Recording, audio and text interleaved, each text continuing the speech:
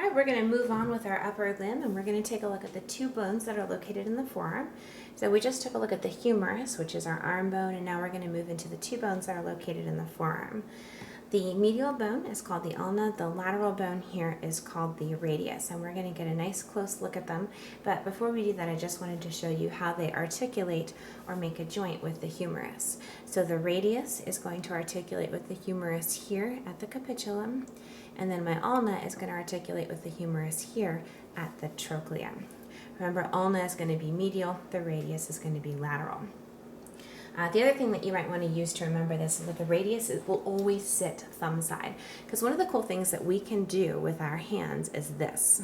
We can do something called pronate and supinate.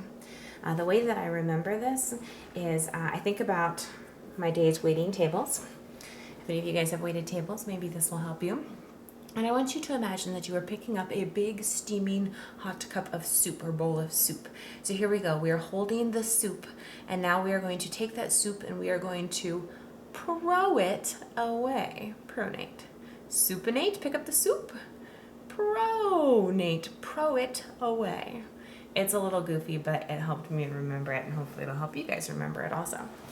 So when your hand is supinated, like so, in anatomical position, your radius and your ulna sit side by side.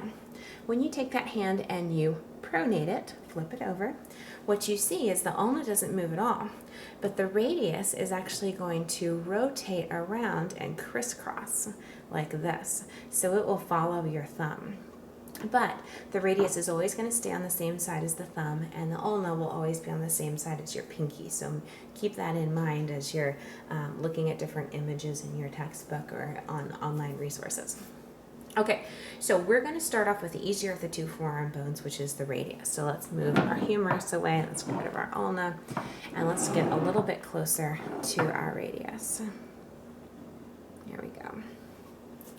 All right, so the radius, again, we said that this was the lateral bone in the forearm. It does sit on the same side as your thumb. Whether your hand is pronated or supinated, that radius will cross over along with the thumb. Parts of the radius I want you to be familiar with. At the proximal end, we have the head. The head is the articulation point for the capitulum on the humerus. Just below that, we see a neck. And we see a radial tuberosity. That's a great place for muscles to attach. In fact, our biceps brachii muscle will attach there, so we're going to remember that bump. As we move down to the distal end, we're going to see a sharp process, a pointed process here. That's called the styloid process. This is not the first time we've seen a styloid process. We saw a styloid process on the bottom of the temporal bone, and it looked similar to this. It was sort of sharp and pointed and projected. And if you remember, we said that they called it a styloid process because it looked like a stylus, something you could write with. So imagine taking your radius and writing with it, that stylus, the styloid process. And you can actually feel that styloid process in your own wrist. So if you grab your wrist, and we're going to go radial side, which is where your thumb is, right? This is my radial side. Doesn't matter how I flip that hand. You can feel right in here a bump, and that bump is the styloid process of your radius. You're also going to see that the ulna has a styloid process, and that's the bump that sticks out right here. Speaking of the ulna, let's cover it next. All right, so here is our ulna. The ulna is the medial forearm bone. It articulates with the trochlea of the humerus. This is our proximal end, the elbow end, and then the distal end, the wrist end. On that distal end, the only thing that we're going to hold you guys responsible for is that styloid process. So styloid process of the ulna, very similar to the styloid process we saw on the radius. Now, the proximal end up here is where we've got some interesting things on our ulna. So we're going to get a little bit closer to it. There we go. And let's name these structures. This, the coronoid process. This, the olecranon process. And then sitting between the two, a trochlear notch.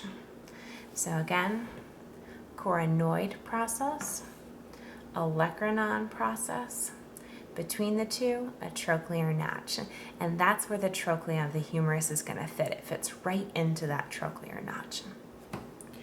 Other things that you may see on that ulna include the ulnar tuberosity, a big rough spot on the ulna, perfect for attaching muscles to.